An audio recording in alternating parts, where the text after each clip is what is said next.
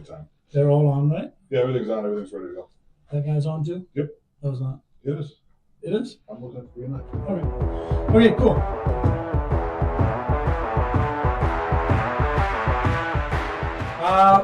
Welcome to Bourbon O'Clock. Today we have our guest, Kayne, with us. Thank you for joining us. Thank you.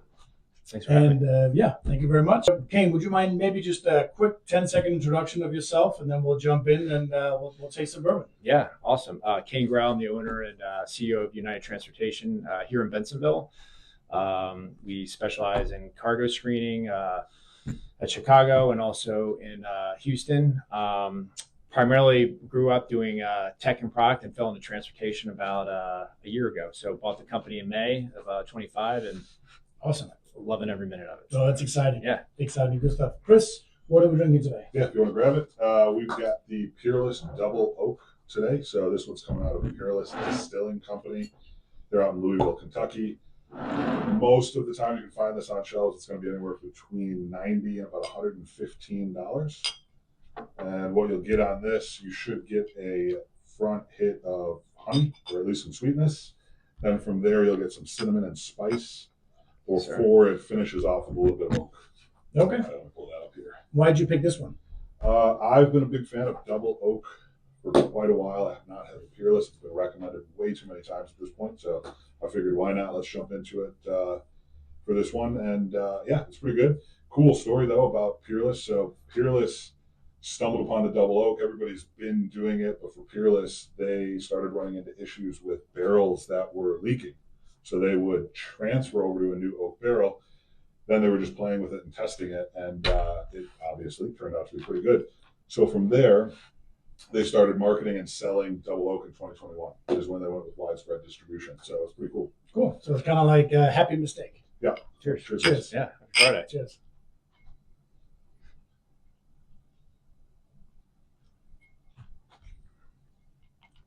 That's very good. It's really good. Oh, yeah. Smooth. That one is solid. So it's kind of like logistics, right? When you learn from your mistakes, continuous improvement, and all that fun. So good stuff. Good pick, Chris. I like it. Yeah. Yeah, it's really good. How would you rate that one? I'm going to be partial to Double Oak. Yeah. And this one's coming in actually pretty good. So for me, this would be on my own palate. My own tasting is a 9. A 9 out of 10? Okay. Yeah, I like Generous. Double Oaks. It's always good for me. What kind of bourbon do you normally drink?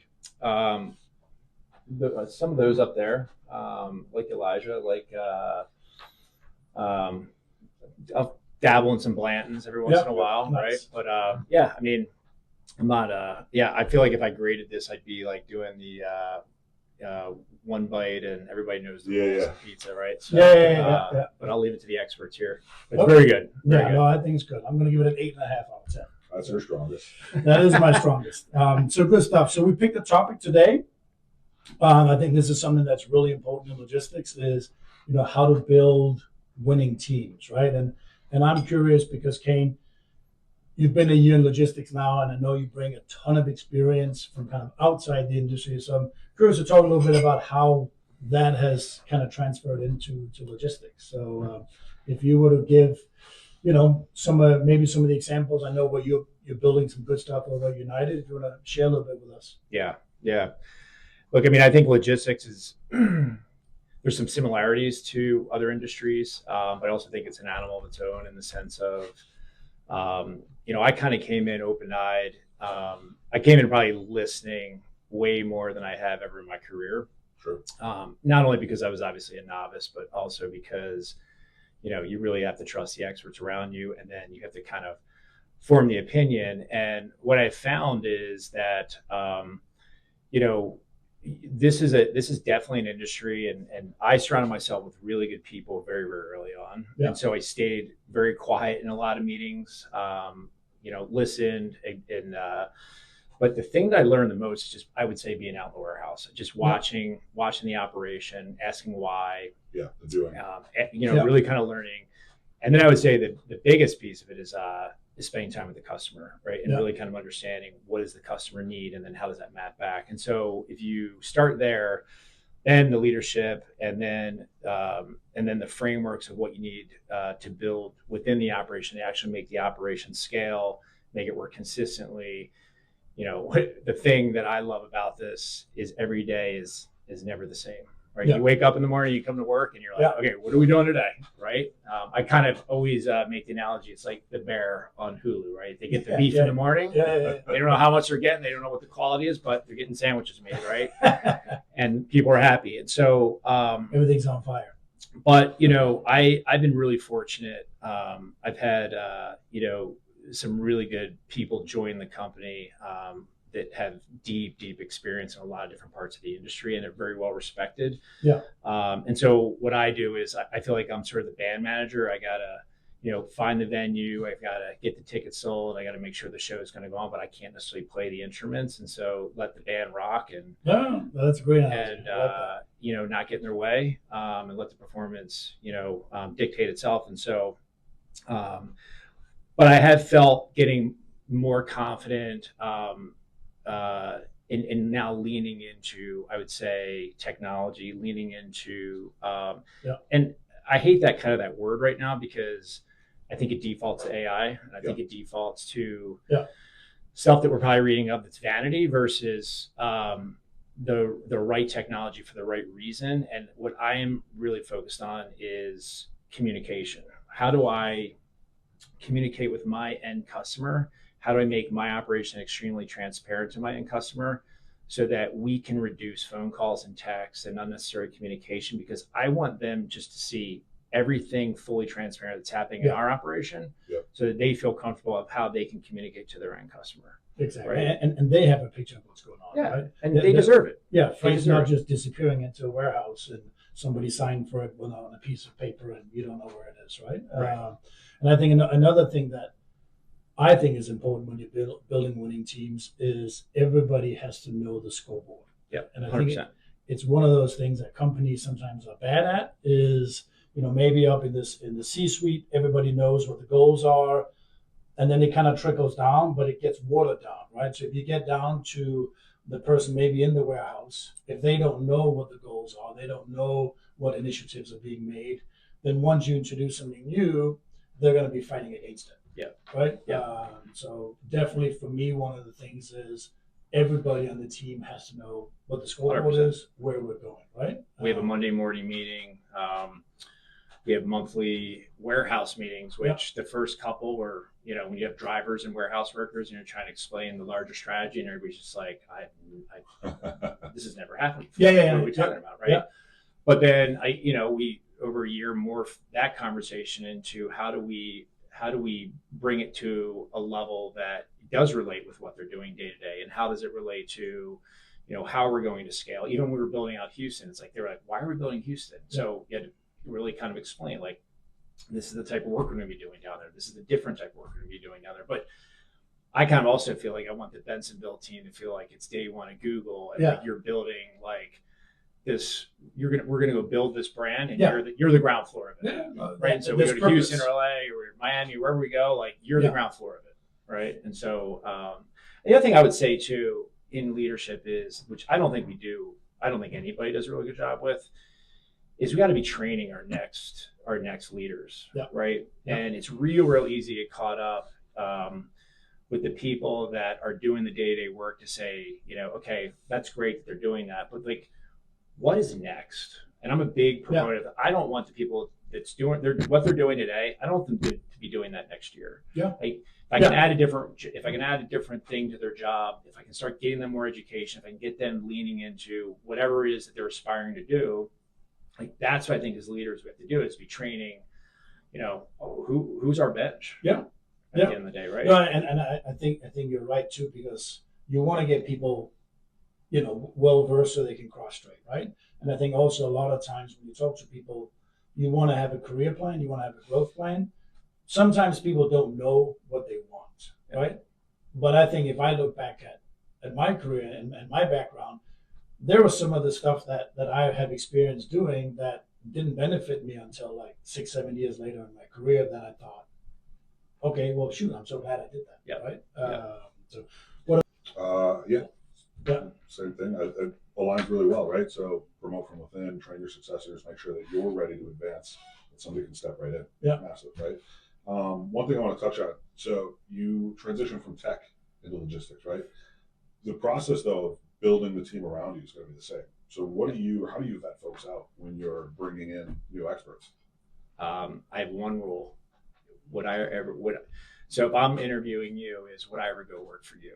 Okay. Yeah. And never feel the threat that if I am really confident I could work for you, that's the person I want to hire. Nice. Yeah. Okay. At the end of the day. And Okay. That's interesting. I don't bring in. I haven't heard that one before. Yeah, and I don't subscribe. I was talking to a guy today, right? And I said, look, our hierarchy is there is no hierarchy. Like I don't believe in. I hate the levels.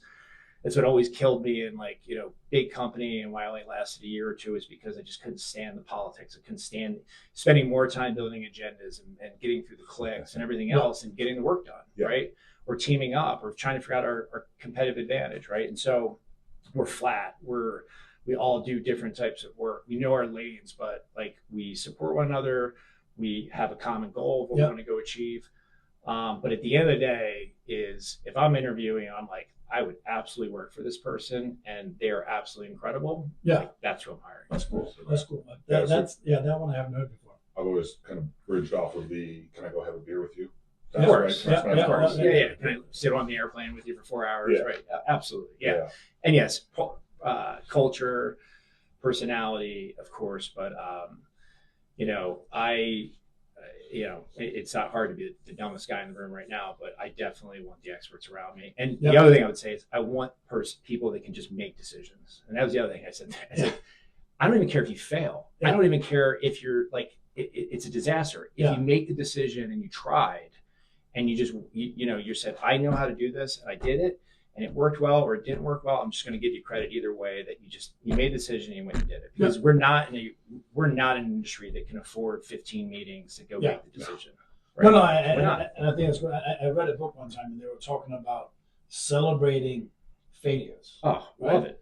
Which I was at first I was taken back by, but then obviously you try something. To your point, you make the decision.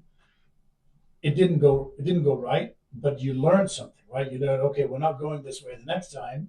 And now we'll go this way, right? So you still learn something, and I think that's important as well to talk to people about and share. You don't only want to share the wins; you also want to share. You don't want to call people out and say, "Well, John did so and so, but this happened. These decisions were made. It failed, but now everybody can learn from it. We won't go that way, right?" And fail fast. Yeah. Right. Fail fast, and absolutely. And that was instilled in me from day one in tech and product. When we were building products was, you really wanted to fail fast. You wanted to find the thing that was not, you never wanted to fall in love with your product. You wanted to find the failure and just say, okay, I don't have to waste any more time on this and get to the thing that is actually going to work. Okay. So that's cool. Yeah, absolutely. So question, what would you rather? Who do you think in logistics is going to be more successful?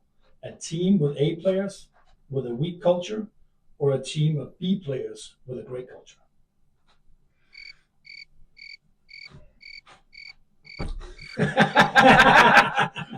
Thanks. We've talked about this one earlier today. And in those two scenarios, my personal opinion is it's hard to choose. A players with a good culture or B players with a great culture. I think it levels itself out. Is there an outlier on any side? I do know that I wouldn't want A players in a bad culture. That's number one. Get that out. But in terms of long-term goal and depending on what you're doing, ultimately it's always going to revert back to B players in a great culture as being the stronger of the two. But I think it's close. A and good, B and great, I think are very close in my book. Yeah, I mean, it's tough. Personally, I would say B players in a great culture. And I think it's because, in logistics, if people are motivated, if they show passion, I think people will go over and beyond. And to a certain extent, it is a manual industry, right? Yeah. When it comes to sales, sometimes, obviously, I think, if you really have an A player on the sales, you have that sales executive, she's going to go out, she's going to bring in those Fortune 500 clients. Obviously, that is going to move the needle a lot, right? But I would still take the B players with a great culture. That's just me. I also would say it depends on where you're coming into the organization. So I've come into organizations on cleanup where it's a phenomenal product, but the culture has gone toxic in 10,000 different ways. And it's completely impossible to fix it. I don't care who you bring in. I don't care what A player you bring in. You can't fix it. It's embedded. It's deep within the roots, and it's almost better, I think, in a lot of times to start over versus I've been in one of my favorite jobs ever was in '97 when we built eToys. Was we didn't know shit, and we didn't know we were like, okay, we're gonna go sell toys, and then within a year and a half, we were the largest toy company in the world, and we had I would say we had decent players in the beginning, but we had the best culture on the planet. We had the Zappos culture, right? And everybody was aligned in the common good, and everybody was aligned to the mission. And we know we just want to go kill Toys R Us, and we're going to go eventually kill Amazon, which is a little more of an uphill battle. Well, one out of two. But the people that got developed, and the people that we were able to attract, and the people that ultimately came through there are holding some of the largest ranking, most important jobs in the world right now. And that is what I think a culture can develop. And so, I think that, I agree. I interviewed a candidate one time, remember, and I told him afterwards, I told the whole team that we'll probably one day be working for this guy. And none of us are working for him today, but he is a vice president. So it's, that did come true. So, and I'll give you guys a compliment because I've worked with, I was thinking about this on the ride. I mean, in 30 years, I worked with hundreds of recruiting companies. And I think you guys have a really, really special sauce. I think the way you meet people, I think your networking, I think your content, I think your presence on things like LinkedIn. But I even would give you like the small detail stuff as a hiring and now as a customer is that just the way you frame an email to me to tell me about a candidate is so different. Because I don't have to call you and ask you. You've already told me everything that I want to know. And it's very well thought of. It's very well designed. And you guys are producing some really quality results, and I think that is very differentiating. Thank you. I appreciate it. I appreciate that. Great to hear. And then that is obviously the whole, we speak freight, right? We've been there, we've done that, right? So no, I really appreciate it. So good stuff, guys. So we like to end the podcast with a little bit about the month that went, and then I'll ask Chris to share something that he's been working on. I'll share something, and then if you want to kind of finish up the podcast, tell us a little bit about United Transportation, and tell us a little bit about, what kind of customers should contact you, to be part of your journey. Yeah, I mean, we cater. I'll go backwards. I mean, we cater to our core customers, freight forwarders, right?